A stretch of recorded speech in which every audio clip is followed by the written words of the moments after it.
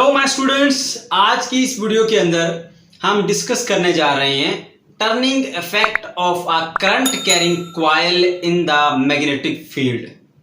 जब एक करंट वाली कॉइल मैग्नेटिक फील्ड के अंदर पड़ी होती है तो वो टर्न कर जाती है। उसको हमने आज स्टडी करना है। उसको स्टडी करने से पहले चंद मेन पॉइंट्स जो कि आपके कंसेप्ट को बनाने के लिए बहुत जरूरी हैं वो आपको बताऊंगा। सबसे पहली बात, जब कोई भी current carrying conductor magnetic field में पाया जाता है, यानी ऐसा ऑब्जेक्ट या ऐसा कंडक्टर जिसमें से करंट फ्लो कर रहा है और वो मैग्नेटिक फील्ड में पाया जाता है, तो उसके ऊपर एक फोर्स महसूस होती है। अब वो फोर्स क्यों महसूस होती है? वो इसलिए कि करंट जिस कंडक्टर से फ्लो करता है उसके गिर्द मैग्नेटिक फील्ड खुद से बन जाती है करंट की वजह से। फिर वो मैग्नेटिक फील्ड के अंदर पड़ा हुआ है। तो एक मैग्नेटिक फील्ड मैग्नेट्स की है जो एक्सटर्नल मैग्नेटिक फील्ड, दूसरी मैग्नेटिक फील्ड उस करंट की अपनी है, उस कंडक्टर के अक्रॉस उस करंट की वजह से मैग्नेटिक फील्ड है। दोनों इंटरेक्ट करती हैं, तो इंटरेक्ट करने के नतीजे में क्या होता है, उसके ऊपर एक फोर्स आती है। उसको हमने प्रीवियस लेक्चर के अंदर डिटेल से अंडरस्टैंड किया, सीखा है उसको। अब हम इसको यूज करेंगे, इसी कंसेप्ट को इस टॉपिक के अंदर। यहां पे हमारे पास ऑपरेटर्स में देखें, ये एक एक्सटर्नल मैग्नेट है, नॉर्थ और साउथ पोल उसका, और उसके दरमियान में हमने एक लूप रखी हुई है, ये आप देख सकते हैं, ये लूप है और उसमें से करंट पास करा रहे हैं। तो ये लूप इस मैग्नेटिक फील्ड के अंदर रोटेट कर जाएगी, टर्न कर जाएगी। टर्न क्यों करती है वो भी बताएंगे, लेकिन उससे पहले 9th क्लास में जो टॉपिक आपने पढ़ा था कपल का, उसको देख लेते हैं। ये एक रॉड है जिसको सेंटर से आपने कील से दीवार में लगा दिया। ओके, अब आप यहां से इसको अपवर्ड फोर्स लगाते हैं, यहां पर आप इसको डाउनवर्ड लगाते हैं, तो क्या होगा, ये कंडक्टर इस तरह से मूव करेगा, ऐसे, यानी रोटेट कर जाएगा ऐसे। तो हम कहते हैं टार्क प्रोड्यूस हो गया। टार्क बेसिकली क्या होता है, दो फोर्सेस जो इक्वल इन मैग्नीट्यूड हों, ऑपोजिट इन डायरेक्शन हों और दो डिफरेंट पॉइंट्स के ऊपर एक्ट हो रही हों, तो वो टार्क प्रोड्यूस करती हैं। ये फोर्स F1, ये फोर्स F2, एक ऊपर की तरफ एक नीचे की तरफ, ये दोनों फोर्सेस मिलके और डिफरेंट पॉइंट के ऊपर इनका लाइन ऑफ एक्शन अलग होना चाहिए। ये इस लाइन ऑफ एक्शन के ऊपर एक्ट हो रही है, ये इस लाइन ऑफ एक्शन के ऊपर एक्ट हो रही है, इनका लाइन ऑफ एक्शन अलग अलग है, ये टार्क प्रोड्यूस कर देती है। ये था टार्क का कंसेप्ट। क्योंकि हमने यहां पर टार्क प्रोड्यूस करना है तो आपको टार्क का कंसेप्ट मैंने रिवाइज करा दिया। ओके, अब हम देखते हैं जी, ये इस व्यू के साथ आपको अंडरस्टैंड करना थोड़ा सा मुश्किल होगा, इसलिए हमने एक इसकी इजी डायग्राम बनाई है यहां पर। ओके, ये नॉर्थ, ये वाला साउथ, ये आ गया, ये जो कॉइल पड़ी है सेंटर में वो ये पड़ी हुई है, और ये हमने इसको सप्लाई दी हुई है। ओके स्टूडेंट्स, आप जानते हैं कि करंट कैरिंग कंडक्टर, यानी कंडक्टर जिसमें से करंट फ्लो कर रहा है, वो मैग्नेटिक फील्ड में आएगा तो फोर्स महसूस करेगा। अब वो फोर्स महसूस करेगा किस तरह से, देखें आप, ये हमने जी बैटरी से कनेक्ट कर दिया और जैसे ही हमने इस सर्किट को ऑन किया, इसमें से करंट फ्लो होने लगा from high potential to low potential, ऐसे। ये पॉजिटिव पॉइंट है, यानी हाई पोटेंशियल, यहां से करंट फ्लो करता हुआ इसमें से यूं पास करेगा और यहां से फ्लो करता हुआ इधर आएगा। अब इसकी 4 साइड्स है, 1 2 3 4, इन चारों की चारों साइड में से करंट फ्लो कर रहा है, तो यह हिस्सा करंट कैरिंग कंडक्टर बन गया और ये मैग्नेटिक फील्ड के अंदर भी पड़ा हुआ है, तो डेफिनेटली इसके ऊपर फोर्स एक्ट होगी, जिस फोर्स की वजह से ये रोटेट करेगा। वो फोर्स किस तरह से एक्ट हो गया वो भी देखते हैं। स्टूडेंट्स, एक बात याद रखें, इस फोर्स के बारे में 2 पॉइंट्स आपको पता होना चाहिए। Number 1, when the force is maximum. Force कब आपके पास मैक्सिमम होगी, when a conductor is perpendicular to the field.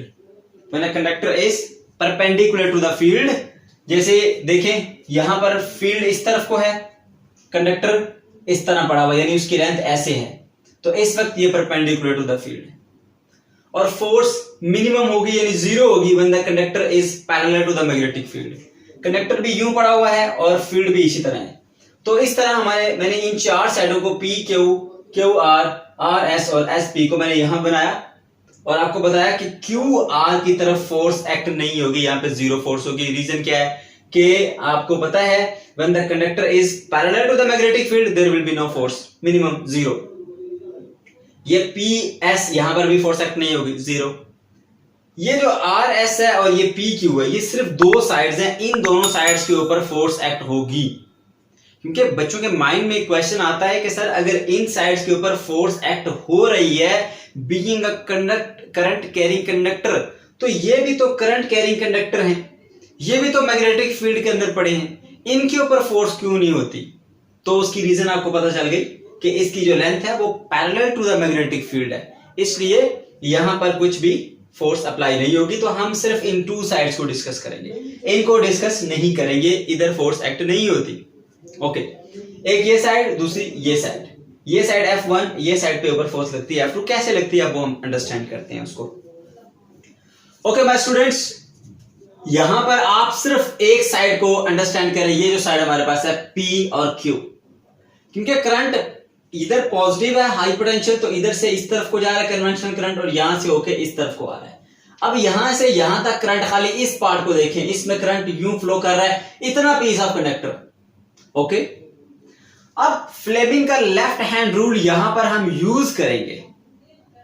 Fleming left hand rule क्या कहता है कि अपने जो लेफ्ट हैंड है उसको इस तरह से स्ट्रेच करो कि आपका thumb, far finger and middle finger एक दूसरे से परपेंडिकुलर हो जाए। तो कर लिया हमने ऐसे, ये देखें परपेंडिकुलर, ये देखें परपेंडिकुलर, और ये भी देखें ऐसे परपेंडिकुलर। ओके, ये सब परपेंडिकुलर हो गए। तो ये जो साइड है, ये जो मिडिल फिंगर है, ये करंट को इंडिकेट करती है। ये जो इंडेक्स फिंगर है, ये बेसिकली किसको शो करती है? मैग्नेटिक फील्ड को। और जो ये वाली है, ये वाला जो थंब है, ये फोर्स को इंडिकेट करता है। तो अब इस रूल के अकॉर्डिंगली देखें, करंट ऊपर से नीचे को आ रहा है, ये करंट वाली फिंगर है, ये नीचे होनी चाहिए ऐसे। मैग्नेटिक फील्ड नॉर्थ से साउथ उस तरफ को होती है, देखिए मैग्नेटिक फील्ड इस तरफ की चली गई ऐसे, करंट ऊपर से नीचे आ रहा है ऐसे, तो थंब किधर है? ऊपर की तरफ, यानी आउटवर्ड आ रहा है यहां। इसलिए इस पॉइंट के ऊपर, क्योंकि हमने इसको यू की बजाय यूं रखा हुआ है, तो अपवर्ड फोर्स लगेगी, यहां से ऊपर की जानिब फोर्स लगेगी। इसी तरह इस पार्ट को देखिए, ये जो आर और एस साइड है, ये पीस ऑफ कंडक्टर, इसमें करंट किधर से किधर फ्लो कर रहा है? नीचे से ऊपर की जानिब। अब करंट के लिए कौन सी फिंगर होती है? ये वाली। इसको आप ऊपर की तरफ कर दें। मैग्नेटिक फील्ड किधर है? नॉर्थ से साउथ, अभी भी उधर है, ये देखें, ये फिंगर उधर जा रही है मैग्नेटिक फील्ड के डायरेक्शन में, उस तरफ को। ये मैग्नेटिक फील्ड, ये करंट ऊपर की तरफ जा रहा है, करंट ऊपर की तरफ जा रहा है, तो फोर्स का डायरेक्शन किधर है? थंब किधर है? थंब इस तरफ है, यानी डाउनवर्ड, इस कॉइल के नीचे की तरफ होगा। और इस तरफ आप देख सकते हैं, ये इसीलिए जो फोर्स है वो नीचे की तरफ आ रही है ऐसे। फिर से सुने, ये फिंगर करंट, ये फिंगर मैग्नेटिक फील्ड और ये फोर्स होगा, तीनों को परपेंडिकुलर रखना है आपने ऐसे। अब जब करंट नीचे को आ रहा है ऐसे, नीचे मैग्नेटिक फील्ड उधर को जा रही है, ये नॉर्थ, ये साउथ इधर को जा रही है, ये तो फोर्स आउटवर्ड लगेगी, या इस कॉइल के मुताबिक देखें तो अपवर्ड लगेगी। इधर देखें तो अब करंट की डायरेक्शन ऊपर की तरफ है, ऊपर जा रहा है, नीचे से ऊपर एस से पी की तरफ, मैग्नेटिक फील्ड उधर को जा रही है, तो थंब फिर डाउनवर्ड या इस तरफ को होगा। तो इस तरह क्या होता है, जो ये साइड है कॉइल की, इसके ऊपर अपवर्ड फोर्स लगती है, जो ये साइड है इसके ऊपर डाउनवर्ड फोर्स लगती है, इधर अपवर्ड इधर डाउनवर्ड। तो अपवर्ड डाउनवर्ड फोर्स लगती है जब दो पॉइंट के ऊपर, एक बॉडी के ऊपर दो अलग अलग पॉइंट के ऊपर equal and opposite forces act होती हैं, तो वो कपल प्रोड्यूस करती हैं। यहां देखिए, यहां फोर्स डाउनवर्ड लगाई, यहां पर फोर्स अपवर्ड लगाई, दो डिफरेंट पॉइंट्स के ऊपर लगाई एक बॉडी के ऊपर, तो क्या कर गई? बॉडी रोटेट कर गई। ऐसा ही कुछ यहां पर आप इस व्यू पे आए, जब आप कॉइल को इस तरह से देख रहे हैं सामने से ऐसे, अब आप ऐसे नहीं देख रहे, ऐसे देख रहे, ये आपको कॉइल नजर आ रही है, ये यहां से हमने फिक्स की हुई है। ओके, अब इस तरफ को क्योंकि फोर्स अपवर्ड लग रही थी, इधर अपवर्ड फोर्स, इधर डाउनवर्ड फोर्स, तो क्या करेगी? ऐसे ऐसे रोटेट कर जाएगी। तो जब current carrying coil magnetic field के अंदर पड़ी होती है, तो उसकी एक साइड पे अपवर्ड फोर्स लगती है, दूसरी साइड पे डाउनवर्ड फोर्स लगती है। इस तरफ और इस तरफ फोर्स नहीं लगती। क्यों? ये साइड जो है कंडक्टर की, ये मैग्नेटिक फील्ड से पैरेलल है, इधर फोर्स नहीं लगेगी। ओके, तो इस तरह क्या होगा, इधर अपवर्ड और इधर डाउनवर्ड फोर्स लगी और ये क्या हुआ, ये ऐसे रोटेट करना स्टार्ट हो गई। ये था हमारा कंसेप्ट जिसके अंदर हमने ये सीखा कि कॉइल किस तरह से रोटेट करती है इन द मैग्नेटिक फील्ड। एक करंट कैरिंग कंडक्टर या एक करंट कैरिंग कॉइल किस तरह से मैग्नेटिक फील्ड के अंदर रोटेट करती है। ओके, तो इसका जो मेन आइडिया था वो मैंने आपको बता दिया। अब हम ये डिस्कस करते हैं कि ये टॉर्क किन चीजों पे डिपेंड करता है। दो चीजें यहां बताई गई है। Number one, torque is depending upon the number of loops. अगर ये एक लूप है करंट कैरिंग तो डेफिनेटली टॉर्क थोड़ा होगा क्योंकि फोर्स थोड़ी होगी। जब आप नंबर ऑफ लूप्स को बढ़ा देंगे तो नंबर ऑफ लूप्स को बढ़ाने से क्या होगा, इसके अंदर जो टॉर्क है उसकी मिकदार बढ़ जाएगी, ज्यादा टॉर्क प्रोड्यूस होगा। नंबर टू पे torque is proportional to current. इस कंडक्टर से कितना करंट पास कर रहा है, अगर तो थोड़ा करंट पास कर रहा है तो थोड़ा टॉर्क प्रोड्यूस करेगी, अगर ज्यादा करंट पास कर रहा है तो फिर डेफिनेटली एक लार्ज अमाउंट ऑफ टॉर्क जो है वो प्रोड्यूस होगी। तो इस तरह से हमने देखा कि ये एक current carrying loop magnetic field के अंदर पड़ी हुई थी। तो जब इसमें से करंट पास किया, करंट के पास करने से एक एंड के ऊपर अपवर्ड फोर्स लगी, दूसरे एंड के ऊपर डाउनवर्ड फोर्स लगी। दोनों क्योंकि अलग अलग पॉइंट के ऊपर एक्ट हो रही हैं, लाइन ऑफ एक्शन अलग अलग है, एक ही बॉडी के ऊपर एक्ट हो रही हैं, तो क्या करेंगी, ये बॉडी को रोटेट करा देगी। तो इस तरह से याद रखें कि जब भी कोई current carrying loop magnetic field के अंदर पाई जाएगी तो वो टॉर्क महसूस करेगी, यानी ऐसे रोटेट कर जाएगी। यही बेसिक वर्किंग प्रिंसिपल है डीसी मोटर का। इसी प्रिंसिपल के ऊपर आप डीसी मोटर को भी यूज करते हैं, उस पे उसको वर्क कराते हैं। तो चलिए नेक्स्ट वीडियो के अंदर इंशाल्लाह आपको डीसी मोटर को कंप्लीटली एक्सप्लेन करेंगे और इसी कंसेप्ट को रिवाइज भी करेंगे। तो अगर कोई क्वेश्चन आपका रह गया है या कोई पॉइंट आपने पूछना है तो कमेंट सेक्शन के अंदर जरूर पूछें। इंशाल्लाह कोशिश करेंगे कि आपके तमाम क्वेश्चंस का आंसर करें।